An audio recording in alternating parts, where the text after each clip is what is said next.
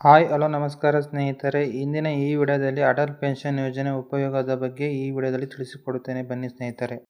Atal pension ಯೋಜನೆಗೆ ಅಸಂಘಟಿತ ವಲಯದ ಕೂಲಿ ಕಾರ್ಮಿಕರು, ಸಣ್ಣ ವ್ಯಾಪಾರಿಗಳು, ಚಾಲಕರು ಹೀಗೆ ಆದಾಯ ತೆರಿಗೆ ಪಾವತಿ ಮಾಡದೇ ಇರುವ ವ್ಯಕ್ತಿಗಳು ಈ ಯೋಜನೆಗೆ ಅರ್ಹರಾಗಿರುತ್ತಾರೆ.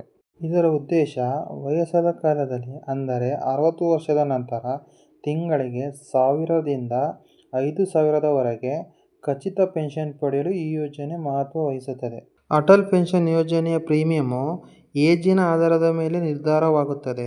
ಉದಾಹರಣೆಗೆ 18ನೇ ವಯಸ್ಸಿನಲ್ಲಿ ತಿಂಗಳಿಗೆ 5000 ಪೆನ್ಷನ್ ಆಯ್ಕೆ ಮಾಡಿದರೆ ತಿಂಗಳಿಗೆ 210 ರೂಪಾಯಿ ಪ್ರೀಮಿಯಂ ಬರುತ್ತದೆ.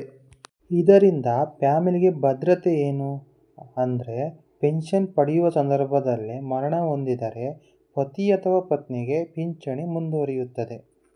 ಅಥವಾ ದಂಪತಿಗಳಿಬ್ಬರೂ ಮರಣ ಹೊಂದಿದ ಸಂದರ್ಭದಲ್ಲಿ ಅವರು ಅಲ್ಲಿಯವರೆಗೆ ಉಳಿಸಿದ ಹಣದ ಜೊತೆ ಅವರು ಆಯ್ಕೆ ಮಾಡಿದ ಪಿಂಚಣಿ ಆಧಾರದ ಮೇಲೆ 1.5 ಲಕ್ಷದಿಂದ 8.5 ಲಕ್ಷದವರೆಗೆ ಸಿಗುತ್ತದೆ.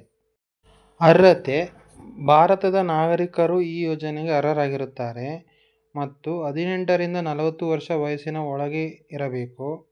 ಆದಾಯ ತೆರಿಗೆ ಪಾವತಿದಾರರು ಈ ಯೋಜನೆಗೆ ಬರುವುದಿಲ್ಲ. ಈ ಅಟಲ್ ಪೆನ್ಷನ್ ಯೋಜನೆಯನ್ನು ತಮ್ಮ ಬ್ಯಾಂಕಿನಲ್ಲಿ ಅಥವಾ ಪೋಸ್ಟ್ ಆಫೀಸ್ನಲ್ಲಿ ಮಾಡಿಸಬಹುದು.